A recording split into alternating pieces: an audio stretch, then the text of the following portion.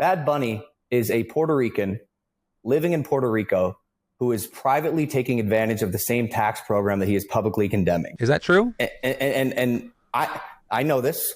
His act is called Two Cientos Caritos, and so does his manager. And I see things like this, and it hurts. And there are local Puerto Ricans who know about this. So I see this music video that has stuck me in the middle of it, that surrounded by context that makes me look like a vulture in Puerto Rico. And again, while I love Bad Bunny, I cannot personally support the hypocritical nature of his exploitation. Logan Paul, one half of the controversial Paul brothers, made a claim that many are calling BS on, which involves Puerto Rican music star Bad Bunny. Here's what happened at the onset. Puerto Rico, where I'm from, is becoming an increasingly popular place to move among wealthy Americans. That's because of laws that provide them with significant tax breaks. The island passed several laws in 2012 that are now known as Act 60. The move was promoted as something to incentivize investors to move into the U.S. territory in order to generate revenue and boost the economy. Hi, Lilia. So these are very attractive tax incentives. We're talking zero capital gains tax. This means that for people who have high income, high earners, for long-term or short-term capital gains, they could be looking at 37% in most states. In Puerto Rico, they don't pay anything. So as you can imagine, that's a very attractive offer for people who are looking to save money on tax. Dorado, Puerto Rico. That's a town some 15 miles outside of San Juan where two things are true. Number one, the most expensive house to ever be sold in Puerto Rico is located in Dorado. And it sold this year for $30 million to a family moving from California. What's also true is that a third of Dorado's population lives in poverty according to the census. That's 3 times the national poverty rate in the United States. Dorado, aka heaven on earth. It's also the town that YouTuber Logan Paul announced he's moving to. An upload on Bad Bunny's YouTube channel that started off as a music video, there are quick snippets of Grolau's piece. Then he puts a report in full around the 4:35 mark, which started off as a music video. Then, suddenly, it turns into a documentary. In it, Logan Paul's announcement of moving to Puerto Rico. I'm moving to Puerto Rico. So he can pay less taxes. There's Act 22, also called the Act to Promote the Relocation of Investors to Puerto Rico, which allows foreigners who move to the island to avoid paying capital gains taxes on investments like crypto, stocks, or real estate, a law that was explained in Bad Bunny's latest music video. The documentary, titled Aquí Vive Gente, or People Live Here, takes aim at rich foreigners moving to the island for tax breaks, thus displacing PR natives from their homes and raising the cost of living. Paul kept quiet until his interview with Philip DeFranco.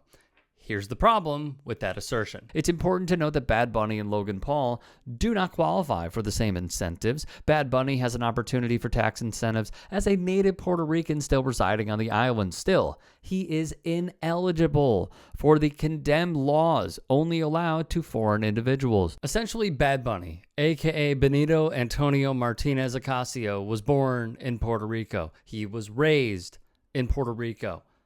He cannot use the tax program. Period. He cannot use it.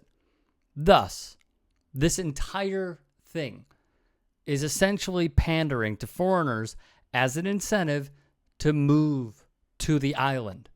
That's it. Via time, the incentives may bring needed revenue, but it's deepen inequity on the island, driving up housing prices, pushing people out of their own neighborhoods, and making Puerto Ricans, including those who have left and want to go back, feel like outsiders in their own home. While Paul is contributing to the ever-growing problem of Puerto Ricans being pushed out of their homes. Bad Bunny put a QR code on the bracelets for his concert. Bad Bunny is spreading awareness. That takes you to a list of organizations to donate to help the people of Puerto Rico. I want to talk about this group in particular because it has a connection to the documentary I made for Bad Bunny's channel. Essentially, this group is occupying a building it doesn't have the title to. Comedores Sociales is a mutual aid group looking to eliminate hunger in Puerto Rico. After Hurricane Maria, when people didn't have electricity or running water, they wanted to feed people, but they needed a place to do that. They found this building that appeared to be abandoned, and they just went in there and started fixing it up and offering food for the community. After the hurricane, they say they gave out about 100,000 plates of hot food. They have community events there and have activities for kids and teach them how to grow food. In the 4 years they've been occupying the building, they've been fixing it up. They say it was full of rats and debris. And from this, they've transformed it into this. They fixed up and equipped the kitchen and installed solar panels. But they could lose all that work if they don't reach a deal with the owner. They found out the owner is someone who came to Puerto Rico to take advantage of the tax incentives that invite wealthy people to move here. A local news station revealed he bought it for a little more than $100,000 and was trying to sell it for more than triple.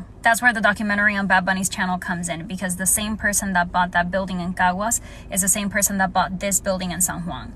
This used to be a public school that was closed down, and now they're trying to turn it into apartments with an ocean view. The company that person works for is called Morgan Reed. That's the same company that was trying to buy this land. That's the land I told you about in this video. Andrew J. Padilla then went after Logan Paul, writing the following. False. Bad Bunny is not a Ley 22. Logan Paul is. He settled in the U.S. colony of Puerto Rico under Ley 22 to evade taxes. As PR suffers blackouts almost 3 weeks post Hurricane Fiona, some U.S. millionaires and billionaires in Puerto Rico are suffering the settler colonial anxiety blues. Essentially, here's my read. The Paul brothers have zero shame. We have seen it through what they have supported in the past, their antics, what they've done in the past to promote themselves. Zero shame. And although they've been called out, the reason that they, along with many others, are facing criticism is because we learned of these programs. We now know what is going to happen to those locally on the island when predominantly white, rich, multimillionaires who are predominantly white men are moving there. The locals suffer. Unfortunately, their actions continue to have consequences. Now, they will rebuke this, right? They will likely attribute, all of this to how kind they've been and how they are helping the community and how they're opening boxing gyms and what have you and giving back. And you know what? That's fine. They're entitled to do that. They're allowed to do that. However, this colonial mindset of the Paul brothers is problematic, to say the least. And I feel like that's even an understatement. And instead of owning it, Logan then does what a Paul brother is prone to do. And that is make a flimsy, whimsical claim of saying, well, I know what I'm doing is bad, but now I'm going to throw something out to then distract everyone from what I'm doing. Par for the course with a lot of people like this. And I suppose I'll end with this. It's sad that when folks are facing the consequences of their own actions, they don't own it. They don't just say, yeah, I did it. I did it for the tax breaks. Own it. It's why you move there. It's why you're pushing the locals out as well. It's why you're gentrifying Puerto Rico. Because you want to save money and make more money. Just say it. And that's what we're waiting on.